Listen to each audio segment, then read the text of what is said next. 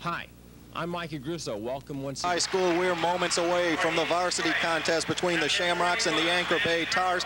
What a ball game we had at the junior varsity level. East Detroit winning 46-45 in overtime. Hopefully this one will be every bit as good. I'm Jerry Kaminsky and Dwayne Roos joining me for the varsity game tonight. Dwayne, you got here for the last part of the JV game. That was a whale of a ball game. I saw some exciting action. Nice tight fourth quarter, and then in the overtime, good battle. It came down to a missed free throw with no time on the clock. Can't ask for a more exciting way to finish a basketball game. And tonight we have two of the lower echelon teams in the EML, but both teams that have played well as of late. East Detroit 1-7 in the league, 4-10 overall. They will start this way. Number 11 and Chris Burrows, number 23.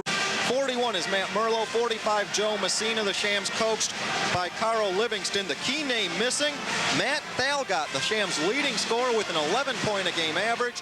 He and his brother Ron both out with the flu. And for lining up for the Anchor Bay Tars and Coach Chuck Robinette, senior guard at 5'11", number 10, Noel Johnson. At the other guard, the 5'10" senior, Randy Kowalski, who wears number 20. The two forwards, the 6'1" senior, big difference there, number 12, David Stewart. And the 6'4" junior, Scott Koulis. At the other forward, he'll be wearing number 24. Another junior, this one playing center, number 54 for the Tars, Alex Zarb. He checks in at 6'2". The Tars sport a 2-6 EML record, coming with a 5-9 mark overall. These teams met earlier in the season up at Anchor Bay. Anchor Bay winning that ball game, pulling away in the final minute and a half for the victory. Of course, at halftime tonight, we'll have the snow coming ceremonies for you. Each girls' sports team nominated a player off their team to be on the snow coming court, and at halftime we'll have those ceremonies for you. We hope to have later on in this half, probably between the first and second quarter if all goes well, a brief talk with last year's snow coming queen, Jessica Price. Jessica up at Michigan State University currently. Tars off the tap, missed it. That one tapped up and almost in by Merlo of the Shams, and now he pulls down the rebound. And it is Burrows to bring it up. And Burrows might have to pick up some of the scoring slack that won't be there since Matt Thalgott is out with the flu. And Dwayne, that's got to be a big, big loss for East Detroit, any team, to lose your leading scorer for a ball game. Definitely. They got to see who else can pick up the slack on offense.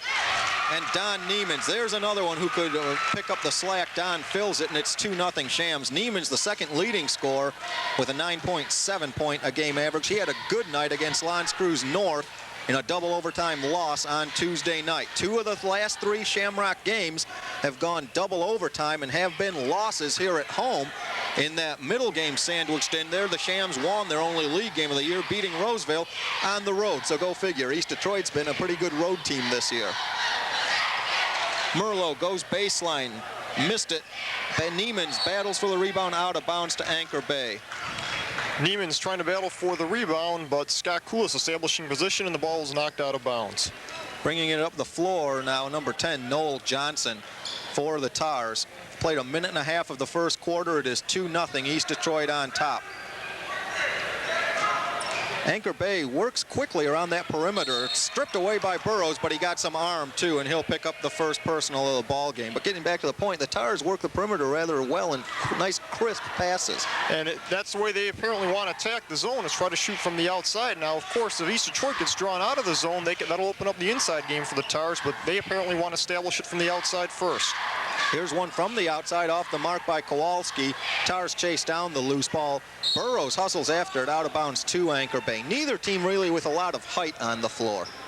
So, and that would make it more conducive to each team being one that depends from shooting on the outside, as opposed to having a big guy in the middle or down low where they can work it to him on the inside.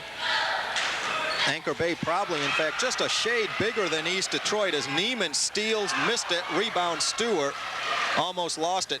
But almost every team the Shams play this year is bigger than them, and Dwayne, as you and I saw in the season's first week, they did a tremendous job against Centerline's Tim Davis, beating them. Oh, that's right, no, we didn't see it. You weren't there, and you still owe me a pop for that game, too. That's right, the battle of the alma maters. East Detroit got the better of Old CL.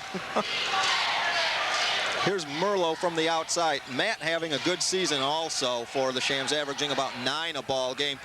And I tell you, you talk to a lot of people that have followed the Shams this year and even Coach Livingston. If Matt was about 3 inches taller, he goes about 6'2" as it is, but if he was up at the 6'5", 6'6" range, he would be one heck of a ball player. He's already a very good ball player, but a few more inches and he would really be up there. He can sky as it is. He can jump about as high as anyone 6'2" that I've seen.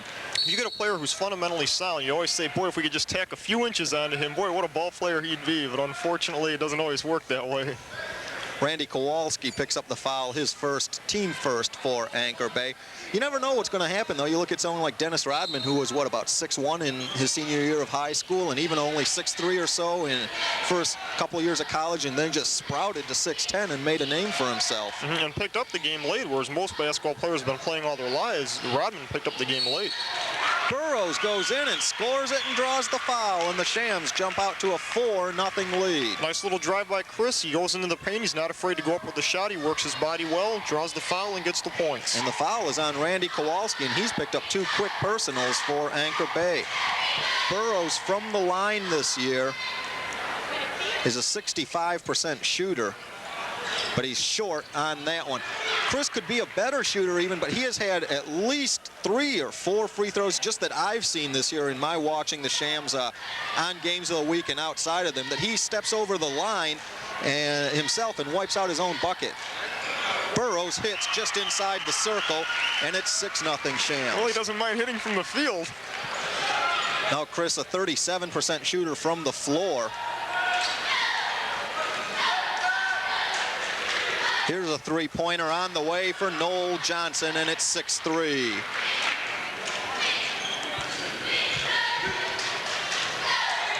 Burrows bringing it into the forecourt. Now down low, it's John Niemans. John, number 23, Don, number 31. Messina's shot misses, and then Joe commits the foul. Now working against the man-to-man, East Detroit's got to set some nice picks away from the ball. Don't be afraid to throw the ball and block opposite. Work the open man and have him break to the bucket. Number 32, Jason Steffes checked in. You saw him on your screen a moment ago. Johnson up the floor for the Tars. Now it is Steffes with it. There's Koulis right side, down low to Zarb. Kicks it back out. Again, Anchor Bay patiently working the perimeter. Shamrock packing the zone in rather tightly.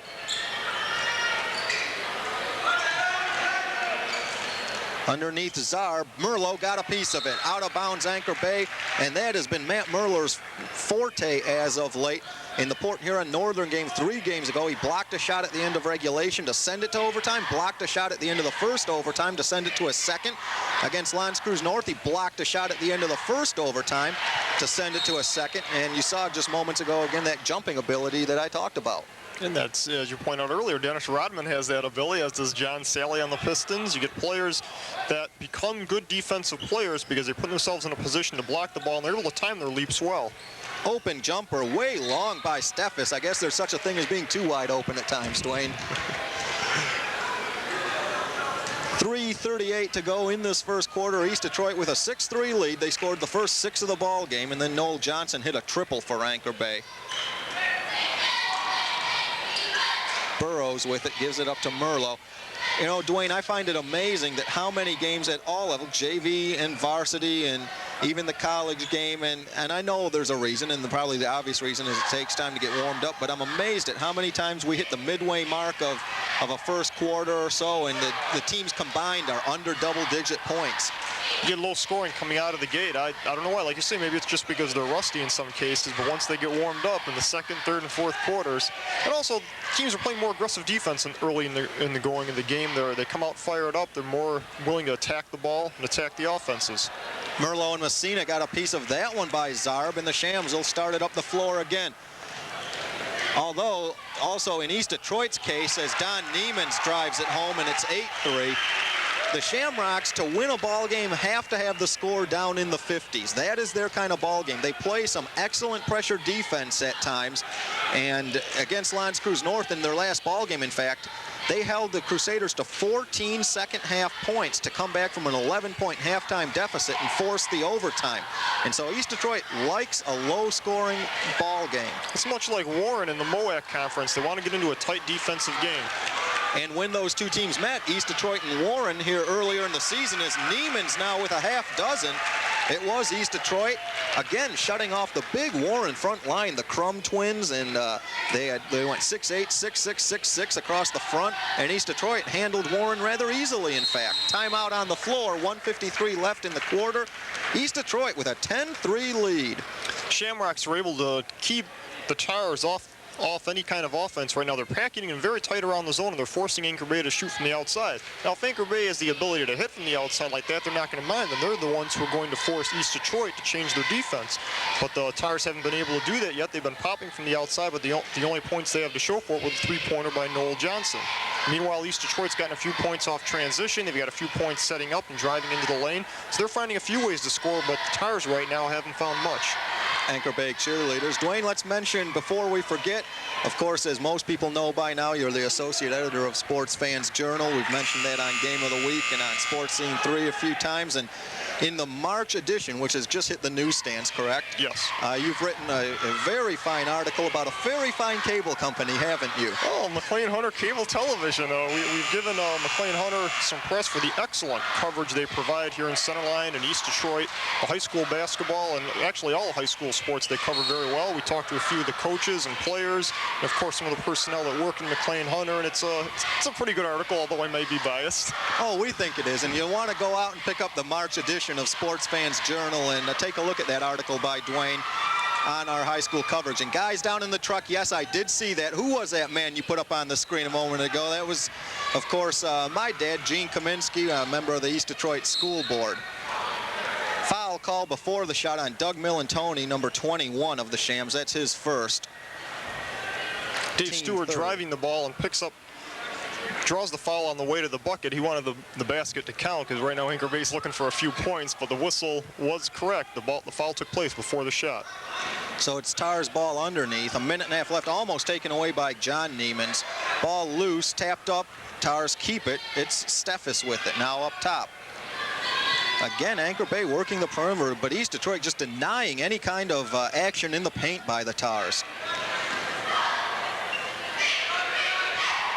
Lubick now back up top.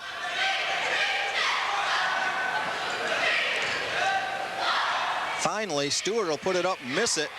Rebound out of bounds to East Detroit. What a job by East Detroit to deny the pass inside. Solid defense. They're not giving up anything on the inside. The Tars had to settle for an angle shot, sort of about a 12-footer, but it still didn't fall. Burrows brings it up with 45 seconds left in the quarter. It's 10-3 East Detroit. Don Neiman's has 6 points. Chris Burrows has 4. Again, the Shams are playing without leading scorer Matt Thalgott. He and brother Ron home with the flu tonight.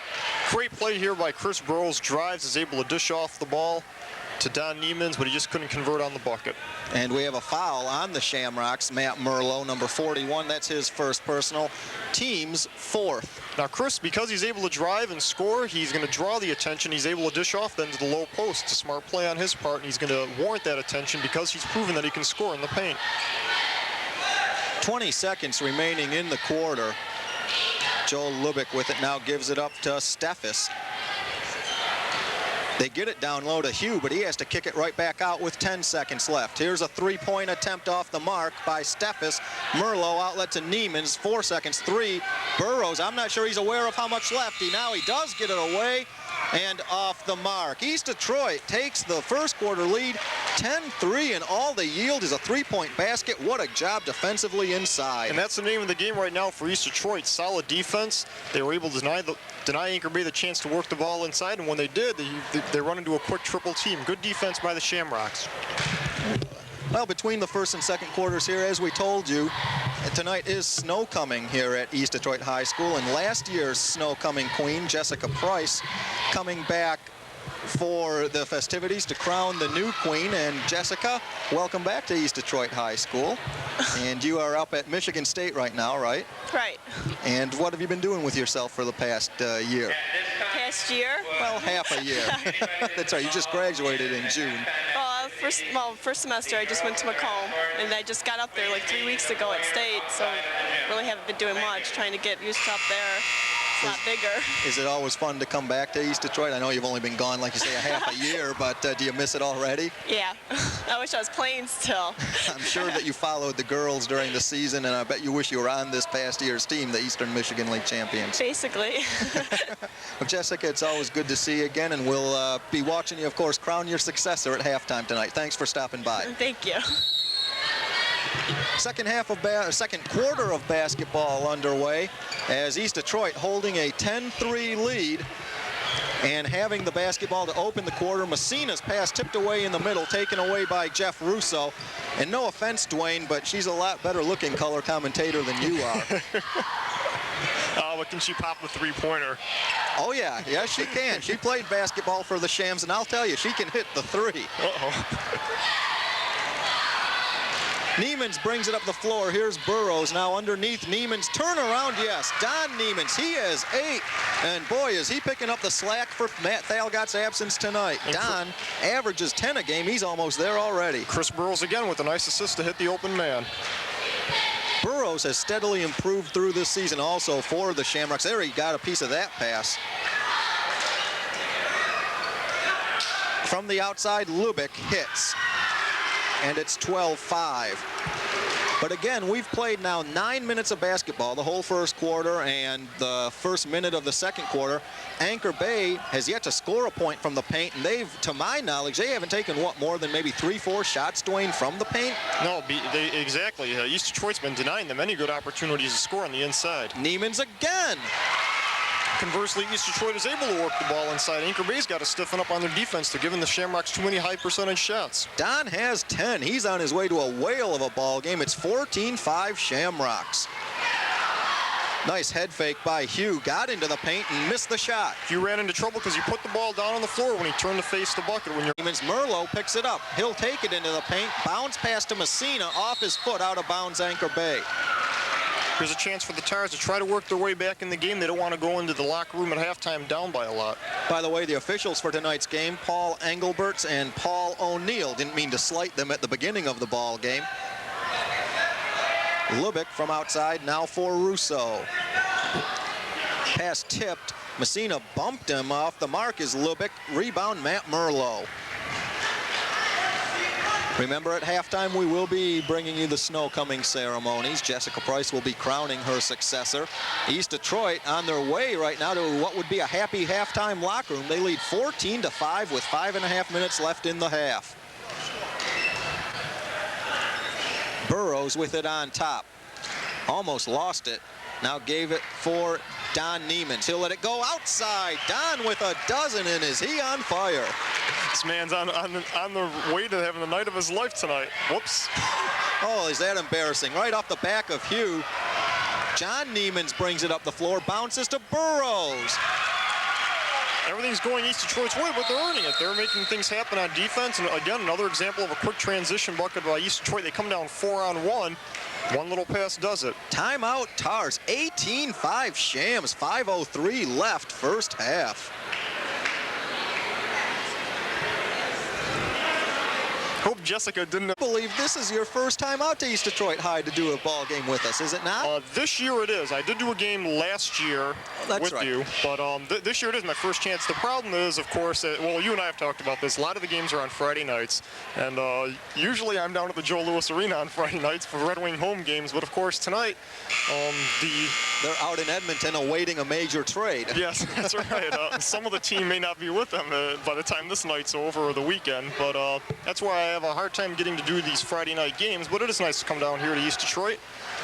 See them, they're looking very impressive right now. I was going to say, you're seeing them on what has to be one of their better nights of the year so far. The Shams, this is their third time on the Game of the Week this year. They're 2-0 on Game of the Week so far. You know, we have had some great success with the home teams. We were talking, Paul Manzera and I, last game we did out at Centerline, the Panthers beat Lamphere for their first MOAC win of the year, just their 4th overall, and after that Lamphere game, 3 of their 4 wins had been on the Game of the Week. And here's East Detroit. They're 2 2-0 and off to a rousing start in their third game on Game of the Week so far this year. Oh, they like to see the cameras, maybe. And Coach Manzera seems to have turned things around a little bit for the Panthers. They got that win over Lamphere to finish the first half of the MOAC at 1-6.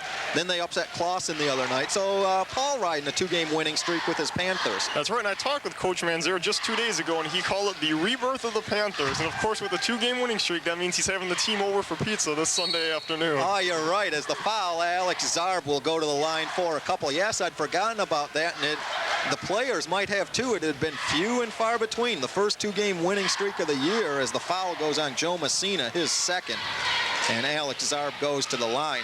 And of course, if you're gonna start having the rebirth, this is a good time to have it through the second half of the season with district play just a few weeks away. And Coach Manzera is a very good coach in preparing his teams for district play. He's traditionally done well at Centerline in the postseason, so maybe this is what the team's looking for. Of course, they've got the strong inside game with Tim Davis. They develop an outside threat. They'll be a difficult team to beat, and a lot of teams may look past them because of their regular season record. You saw Doug Millantoni check in for East Detroit. Now an 18-7 Shamrock lead, 4:18 to play in the first half. Shamrocks break the press. Merlot goes up left-handed, missed, and rebound by Stewart on the break. He lost it, but right to Scott Koulis, who will drive it, missed it. Rebounded by John Neiman. So there's another miss in the paint by Anchor Bay. That one on a layup. They're not getting many shots in the paint, and the ones they do get, they need to convert. They're down by 11. Chris Burrows with the basketball.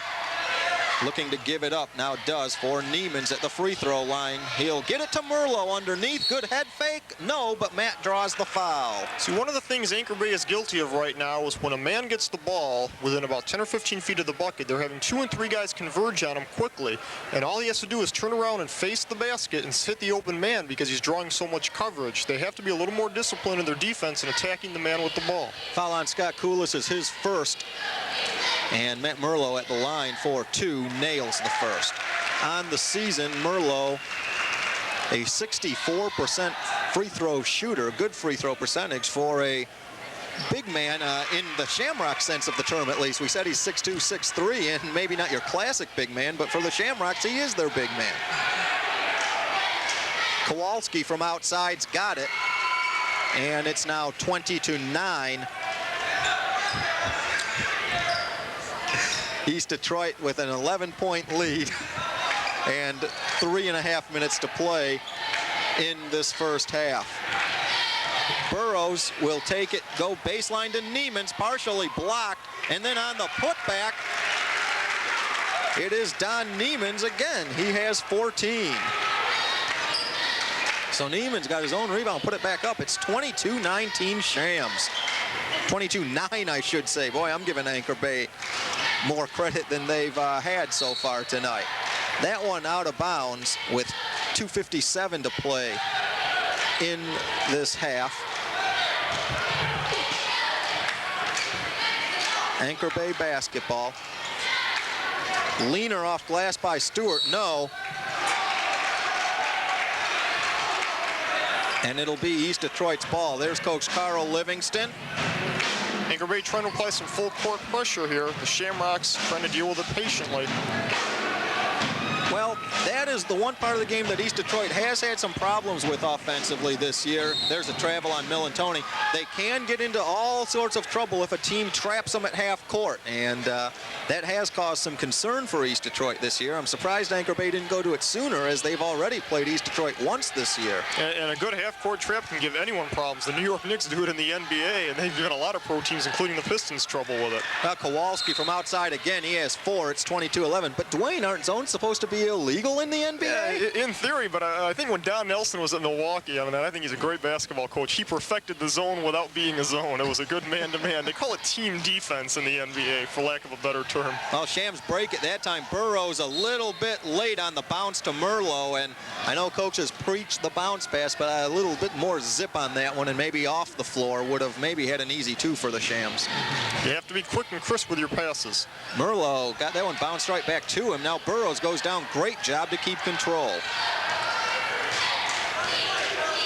Final 2 minutes of the half, 22-11 Shamrocks. Here's Millantoni for 3, off the mark, rebounded by Zarb.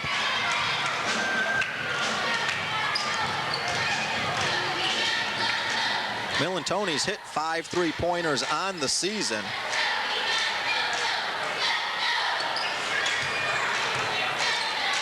Here's a 3-point attempt by the Tars. Koulis off the mark. Rebound underneath, missed by Russo, and back comes East Detroit. And Anchor Bay's woes from the paint continue. Oh, which way are they going to call it? They're going to call it Burrows on the reach. And that's his second personal. Chris goes down hard. Chris tried to establish position, but the man was starting to dribble around him, and then it's human nature. You reach that arm in there, and he did pick up the foul, but it was a good call by the official. Shams over the limit. Checking in for Anchor Bay, Greg Ewald, number 44, and going to the line for the Tars, Dave Stewart. This will be his first trip to the line tonight. Anchor Bay still with no points from in the paint with just a minute and a half left in the first half. And Stewart hits the first. And I guess if anything's been the key to the Shams building the lead, it has been the play in the paint. They've gotten a lot of good scoring opportunities, a lot of good high percentage shots, and that's why He drives past Russo as Stewart split the pair. Doug running into trouble, gives it to Niemans. He'll go up, missed it. Flying in is John Niemans for the rebound. Gives it back to his brother Don. Now John with it, and he's called for the double dribble. John just having a little trouble getting the handle on the ball, and he double dribbled. Anchor Bay now trying to cut the lead to 8, or even try to work it down even less than that before they go into the locker room at halftime. Tell you, in a way, Dwayne, especially since this is your first look at East Detroit this year, you're a little bit fortunate that the Thalgots are home with the flu. Of course, we hope they have a speedy recovery, but we've got the brothers Niemans, the brothers Thalgots on the team, 2 sets of brothers, as Burrows just flies in for an amazing hoop. Off a great pass by Doug Millantoni, they had a 3-on-2. They filled the lanes very well. Doug faked one way, hit Burrows the other side. Great execution by the Shamrocks. The thing with the brothers, too, Niemans and Thalgot, is neither brothers pair are twins. They're both one senior, one junior, as Alex Zarb hits from the outside. It's 24-14 with a half minute left. Looped, he almost lost it, down to 15. Shams will work down for one. They already have a 10-point lead, playing one of their better halves of basketball, especially defensively this season, and a whistle and out of bounds with 4 seconds left. Although it is real tough to say that this might be the Shams' best half of defense. If you saw their last game against L'Anse Creuse North, when they just smothered the Crusaders in the second half of that one. Good defense will win you a lot of games. It'll keep you in a lot of good games against teams that supposedly are superior. Two-handed heave almost hits our handheld cameraman Rudy Marchand. East Detroit outscores the Tars 14-11 at the half, and they lead by 10 at halftime. It's East Detroit 24, Anchor Bay 14. Stay right here as we will have the snow coming halftime ceremonies for you in a moment. Hey, Charlie, look.